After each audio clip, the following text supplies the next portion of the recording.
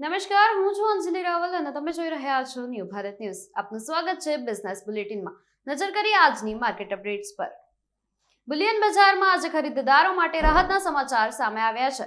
સોના અને ચાંદીના ભાવમાં મોટો ઘટાડો નોંધાયો છે અને ભારતમાં 24 કેરેટ સોનાનો ભાવ પ્રતિ 10 ગ્રામ 1,46,510 રૂપિયા નોંધાયો છે, જ્યારે 22 કેરેટ સોનાનો ભાવ 1,34,300 રૂપિયા પ્રતિ 10 ગ્રામ રહ્યો છે.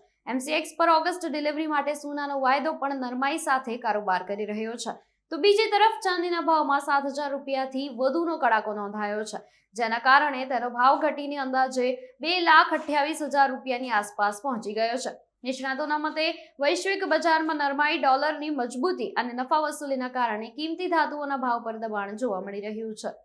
નોકરી બદલનારા કર્મચારીઓ માટે મહત્વના સમાચાર સામે આવ્યા છે. એક જ યુએએન સાથે જોડાયેલા એકથી વધુ પીએફ ખાતા આપમેળે મર્જ થતા નથી. નિષ્ણાતોના મતે જૂના પીએફ ખાતાનું બેલેન્સ નવા ખાતામાં ટ્રાન્સફર કરવાથી સર્વિસ હિસ્ટ્રી યથાવત રહે છે, ટેક્સમાં લાભ મળે છે અને નિવૃત્તિ સમયે ક્લેમ પ્રક્રિયા પણ સરળ બને છે. કર્મચારીઓ ઈપીએફઓના યુનિફાઈડ મેમ્બર પોર્ટલ પર જઈ one member one EPF account વિકલ્પ દ્વારા ઓનલાઈન ટ્રાન્સફરની અરજી કરી શકે છે. જો તમામ કેવાયસી વિગતો અપડેટ હોય અને જરૂરી પ્રક્રિયા પૂર્ણ કરવામાં આવી હોય તો પીએફ ટ્રાન્સફર સરળતાથી થઈ શકે છે. નિષ્ણાતોનું કહેવું છે કે નોકરી બદલ્યા બાદ પીએફ એકાઉન્ટ સમયસર મર્જ કરાવવું વધુ ફાયદાકારક સાબિત થઈ શકે છે. 1 જુલાઈથી સામાન્ય લોકોના ખિસ્સા પર અસર કરતા અનેક નાણાકીય નિયમોમાં ફેરફાર થવા જઈ રહ્યા છે.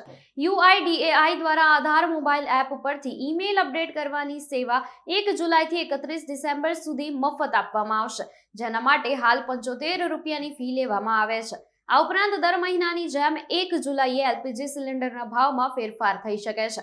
HDFC બેંકના કેટલાક ક્રેડિટ કાર્ડના નિયમોમાં પણ બદલાવ અમલમાં આવશે, જેની અસર પસંદગીના ટ્રાન્ઝેક્શન પર લાગતા ચાર્જ પર પડશે. આ ઉપરાંત ATF અને CNG-PNGના ભાવમાં પણ સરકારી તેલ કંપનીઓ દ્વારા સુધારો થઈ શકે છે. નિષ્ણાતોના મતે 1 જુલાઈથી અમલમાં આવતા આ ફેરફારોની સીધી અસર સામાન્ય ગ્રાહકોના દૈનિક ખર્ચ પર પડી શકે છે. ભારતીય શેર બજારમાં આજે ભારે ઉતાર ચઢાવો વચ્ચે આખરે જોરદાર વેચવાલી જોવા મળી છે.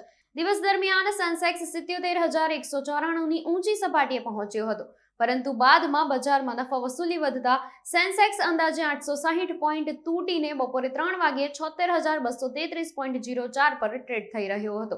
તો બીજી તરફ નિફ્ટી પણ દિવસની ઊંચી સપાટી 24,135 પરથી સરકીને 275.70 પોઈન્ટના ઘટાડા સાથે 23,827.20 પર પહોંચી ગયો હતો.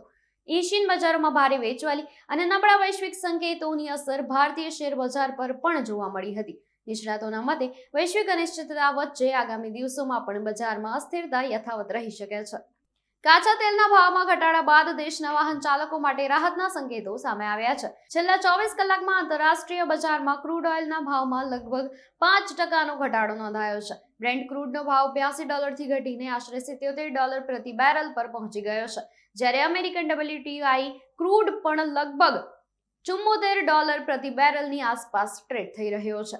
નિષ્ણાતોના મતે અમેરિકા અને ઈરાન વચ્ચે તણાવમાં ઘટાડો અને ઈરાની તેલના પુરવઠાને લઈને સકારાત્મક સંકેતોના કારણે બજારમાં નરમાઈ જોવા મળી રહી છે. જો ક્રૂડ ઓઇલના ભાવ નીચા સ્તરે યથાવત રહેશે તો આગામી સમયમાં પેટ્રોલ અને ડીઝલના ભાવમાં પણ રાહત મળવાની શક્યતા વ્યક્ત કરવામાં આવી રહી છે.